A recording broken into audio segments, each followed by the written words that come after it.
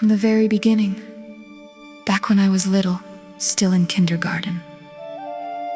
I used to attend religious instruction classes with Grażynka at the convent in Tarnobrzeg. She was preparing for her first communion. One day, the nun, not Grażynka, but the sister herself, said to me, "You could go to first communion right alongside."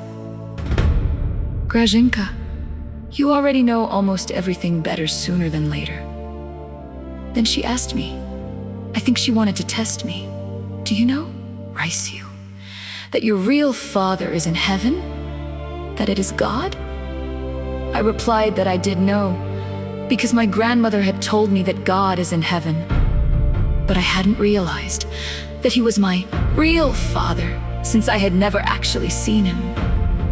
She assured me that yes, he is the real one, and that if I was a good boy, I would go to heaven and see him.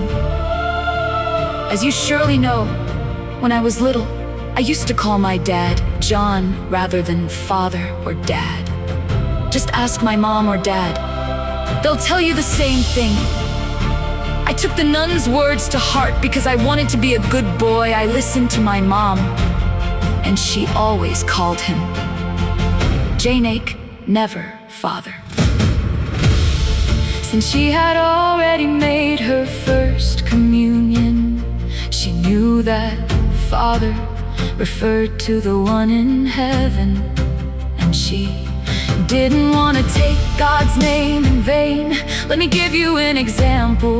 One time, my dad and I were walking past a newsstand when I spotted a world map. I asked him, "John, buy me that map." Dad was a little annoyed that I was addressing him by his first name. He replied, "Son, what do you need that map for? You don't even know how to read yet." And I told him, "Because I want to get to know the whole world. Because when I grow up, I want to see all the people and tell them that their true father is God and that he is in heaven. And if you are good, you will go there to him and he will be happy." That's what the nun told me. "But if you are naughty, you will go to hell and then the devil will be happy." The nun said that too. The story is an incredibly moving, profound, and even symbolic childhood memory that illustrates just how, literally, a child's highly impressionable mind interprets the words of adults. Here is a detailed psychological and logical explanation of the key themes and attitudes found in your story. 1. The nun's words and the child's psyche. Heaven as the true father's only home. The nun told you that your true father was God in heaven. For adults, this is a metaphor, but for a child, especially one of preschool age, it is a logical fact. Since God is in heaven and you had never seen him on earth, you accepted this as a literal earthly truth, the condition for love and reward. You were instilled with a conditional pattern. Be good, go to heaven, see your father. Your childlike response was perfectly logical. How were you supposed to know if it was true, given that you had never seen him? You believed the nun because, in matters of faith, she represented an authority figure to you. 2. The relationship with dad and the name, John, reverence for God's name. Your mother taught you that God's name is holy and must not be taken in vain. That is why you did not call John your dad, father, so as not to confuse your earthly parent with the true father in heaven. This demonstrates just how deeply you took those religious teachings to heart. The surprised dad.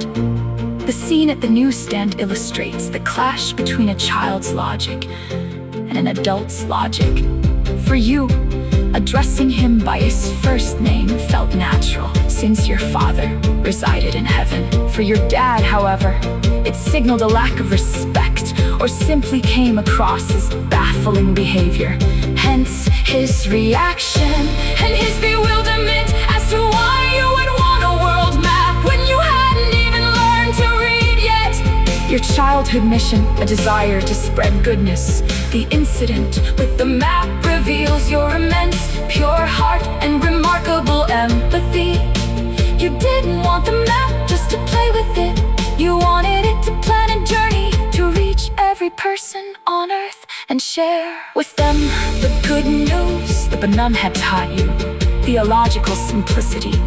You wanted to save people from hell and bring joy to God. This shows that even as a little boy, you felt a deep need to help others and share your love with the entire world. A direct reflection of what you had heard during your religious instruction.